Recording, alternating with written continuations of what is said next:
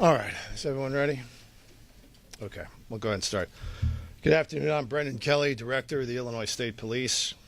On April 28th, 2025, in Chatham, Illinois, a vehicle left the road, traveled through a field into the east side of the Why Not after-school camp located at 301 Breckenridge Road in Chatham, Illinois. ISP and numerous other first responders responded to this crash scene. An ISP investigation of this incident has been underway nonstop since the moment of the crash, and we are now able to share additional information with the public without interfering in the investigative process. At approximately 3:20 p.m., the vehicle traveled through the building, striking numerous individuals before exiting the other side. 4 individuals were killed in the crash. 7-year-old Alma Buhner-Kempe, 7-year-old Catherine Corley, 8-year-old Ainsley Johnson, and 18-year-old Riley Britton. There are additional children that were injured in the crash and were taken to the hospital, and some of them have been released. The specifics of that we're not going to share at the request of the family and the parents of those children.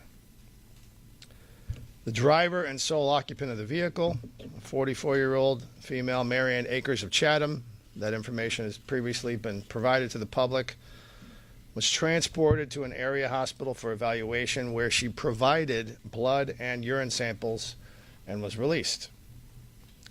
In addition to the ISP Division of Patrol quickly responding to the crash scene to help victims, to support first responders providing medical care, and to set up a perimeter to make sure the scene was secure, ISP has dedicated all our available resources needed to investigate this crash. ISP Crime Scene Services and Traffic Crash Reconstruction officers have been collecting evidence, reconstructing the crash scene using photography, drone video, diagramming, and analyzing information obtained from the vehicle's computer. The overall scene was examined and photographed by an unmanned aerial surveillance system and was utilized to capture aerial images, including photography of the vehicle's pre- and post-impact path of travel, which measured over 1,300 feet in length. An event data recorder was obtained and data collected from the operating systems of the vehicle prior to the crash, and that data will, of course, be analyzed and compared to the physical evidence located at the scene. This is standard professional investigation of this type of incident by the Illinois State Police. Numerous ISP special agents have been conducting a tireless and thorough investigation that includes interviewing dozens upon dozens of individuals, reviewing calls, video, reports from other agencies, of course, medical records and tests, and countless other evidentiary leads. The Illinois State Police Division of Forensic Services analyzed the blood and urine samples that were provided by the driver. At this time, we can report initial preliminary toxicology test results were negative for alcohol and negative for controlled substances. The analysis is a comprehensive panel that tested negative for all forms of alcohol, including negative for acetone, negative for ethanol, negative for isopropanol, and negative for methanol, as well as negative for controlled substances, including negative for benzodiazepine, negative for amphetamines, negative for cocaine, negative for opiates, negative for cannabinoids, and negative for phencyclidine.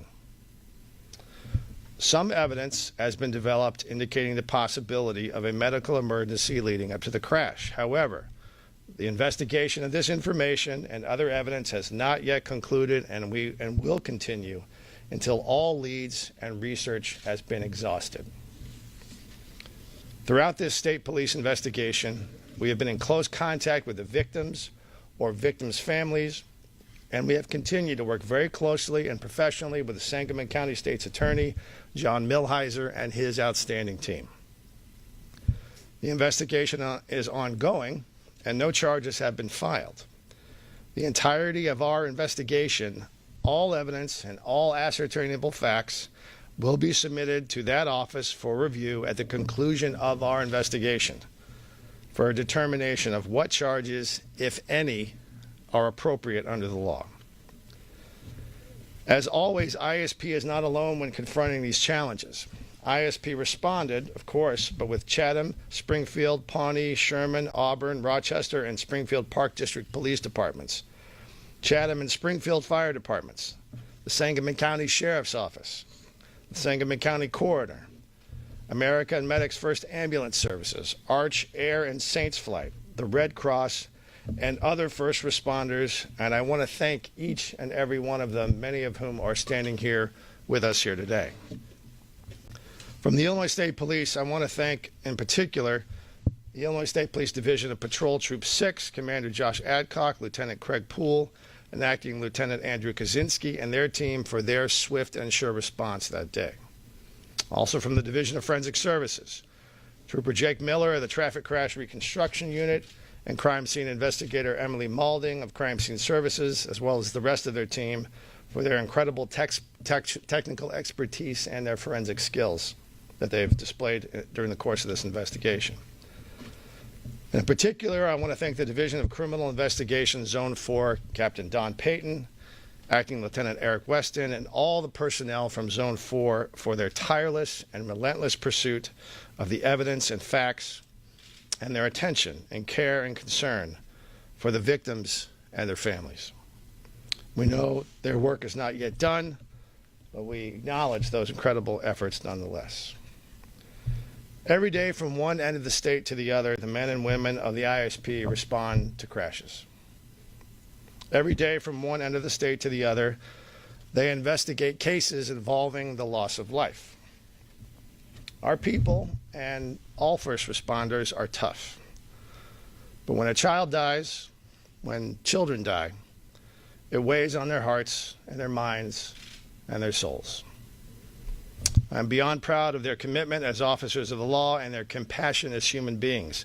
They have maintained their focus with crystal clarity, but have also found a way to display empathy and sensitivity for those impacted by this horrific incident, and also take care of each other along the way.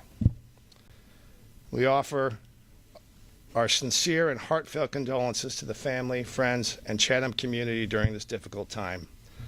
And now please join me for a brief moment of silence on behalf of the victims and survivors and those who have been lost and those who love them.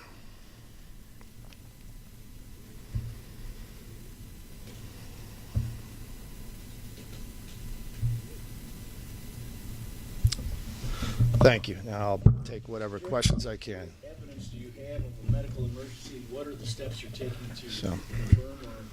Yeah, so as I indicated, the investigation is ongoing, so we're not going to get into the specifics of what those pieces of evidence are. To do so, I think, would interfere in that process. We also want to make sure that we're following whatever leads we get objectively and not necessarily reaching any conclusions, because ultimately it is the state's attorney's office that will have to take whatever those facts are and apply them to the law. So we're able to share what we can to make sure the community has some awareness and we provide a level of transparency, but we also have to make sure we're balancing that with the needs of the investigation. Yes, sir. Yeah. Just to follow up, was it 1,300 feet from the moment she left the road through the end of the other side of the building? Well, as I said, and I'll refer back to specifically what my comments were about what the length of that is, and I'm not sure exactly what you're asking, but I'll just, if you look back at what I said and how I described it, that's the price. Not going to share that with you at this point, because that's, again, part of the overall traffic crash reconstruction process. And again, we don't want to prejudice any of that process at this point. Yes, sir. Director, is a quote that she may have suffered a medical emergency. So, as I indicated, there's some evidence that has been developed that indicates that's a possibility. But again, the process is still ongoing. The evidence is still being developed. There's a lot of work still to do, and we're going to keep doing that until all possible leads and explanations have been exhausted. But there's some evidence that may indicate that, but that is not conclusive yet. Yes, sir. Director, you indicated that the driver had cooperated at the hospital and provided those samples. Correct. Is the Illinois State Police still in communication, in constant communication with the driver? Is there any indication that there would be future cooperation as part of this investigation? Well, again, that's not something we're going to share because that's part of the investigation. That process is still ongoing. That's something that we're not going to discuss in this context, because how that unfolds is yet to be determined. Director, thanks Yes. for the opportunity. Yes, sir. Early on, we were told that this is not a targeted attack. Now, to the extent you can tell us, how were you able to eliminate that, and is that still the case? Sure. So if you think about, that terminology, a targeted attack, it implies a certain intent or some specific motive or a link of some type, a nexus between the person, that was maybe in this case the driver and that location, and there's just no evidence of that would indicate that this was something was intended as some type of mass violence or terrorist attack or something along those natures. There's absolutely nothing to indicate that whatsoever. Director, the building owner of Wynot posted on Facebook saying that troopers were there with her, holding her while she was crying. How does that speak to the integrity of your troopers and just the integrity of law enforcement overall? Well, I appreciate that you asked that, and I appreciate that you mentioned integrity, and that is one of the core values of the Illinois State Police. Obviously, they are incredible human beings that do this type of service, and they're human, though, too.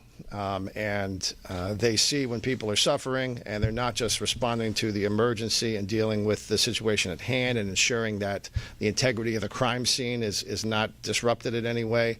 They're also just seeing human beings that are in pain and doing what any good person would and trying to comfort them.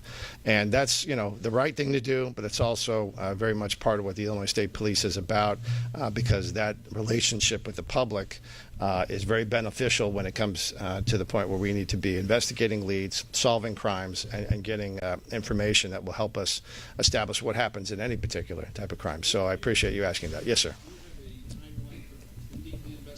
Not that I'm willing to share at this point. We're working as fast as we can.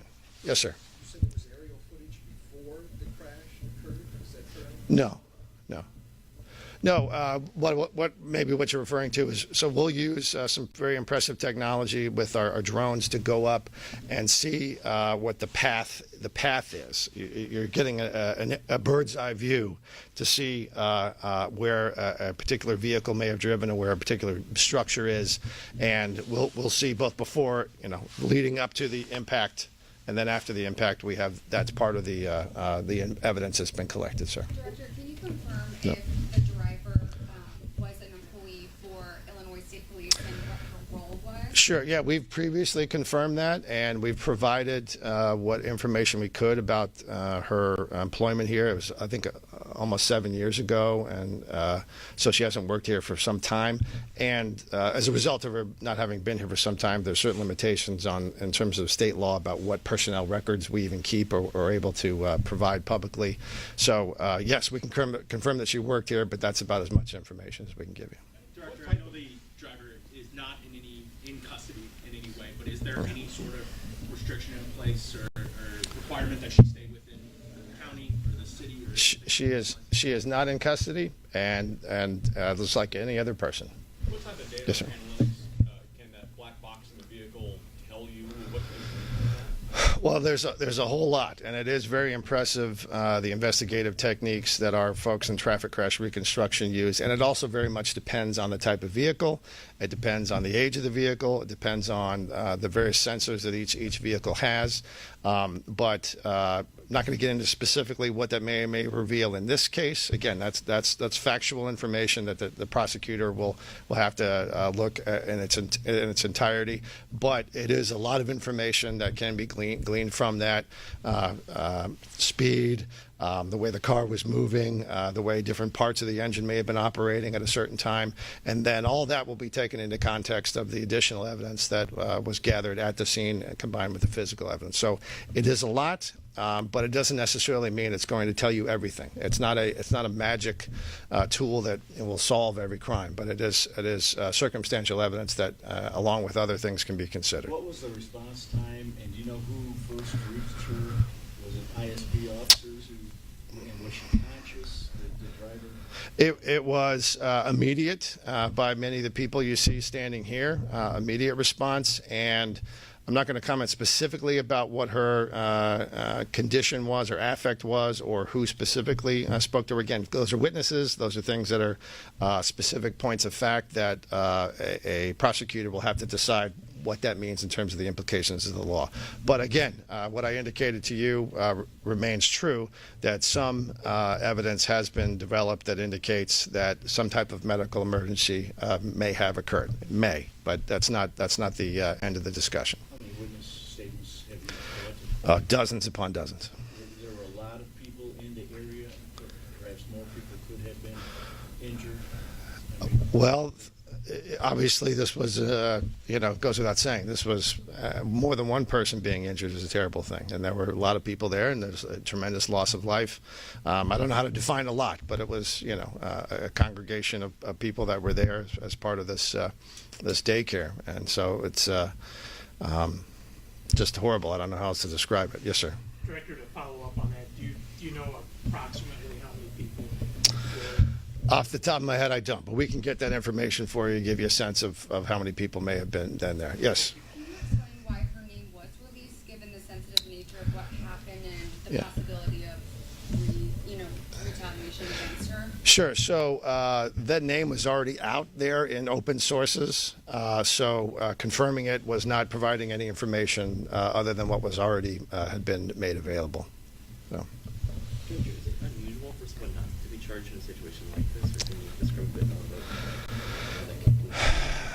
about that? I don't know what unusual means, but this is every case, every tragedy, every investigation has different nuances. But what's important about what the Illinois State Police do is that we follow the facts no matter where they take us. Do not reach any conclusion before we've done a proper investigation. There's obviously high emotion in something like this. And we have people that are impacted by this. We're part of this community. But the Illinois State Police, our view and of what integrity is to relentlessly pursue those facts no matter where they take us. So that's the way we're handling this case, as we do all cases. And what those conclusions are is yet to be determined. Yes, sir. The picture that circulated in the aftermath of the crash that showed the back of a woman in handcuffs. Can you Yeah. confirm if that was real or if that, I can't because I haven't seen the picture. Okay. Yeah. Anything else? You mentioned just, how difficult it was for the responding officers, just how it weighs on their hearts, their minds, and their souls. Is there going to be, any other support for those responding officers? Obviously, that was Yeah. a very traumatic Yeah. thing to respond to. Absolutely, and thank you for asking that, Megan. As a matter of course, and as a matter of the way we do things, we do critical incident debriefings, particularly for an event like this. As I said, we're concerned about the people that have been impacted, victims, their families, survivors, witnesses, preserving the evidence. But even as tough as our people are, they are impacted by what they're seeing in a tragedy like this. And so what makes them strong is this. That's the strongest tool that they have. It's not their badge. It's not their gun. It's not the other tools that they have. Their most important tool is this. And so we want to make sure that that is taken care of and maintained. And these guys do a great job of lifting each other up and getting themselves through these difficult things. But we have systems in place, we have services in place, and we have a pretty deliberate process to make sure that we're debriefing and people are looking after each other. We can always do better. Undoubtedly, we can always do better. But one way you can help us to do better is to, if you see a police officer, thank them just for the stuff that they have to do every day. Because it's not every day they're dealing with things like this that are so clearly and specifically an awful circumstance. But it's little things that they deal with on a daily basis that can also add up in terms of that stress. So, all right. Thank you all very much.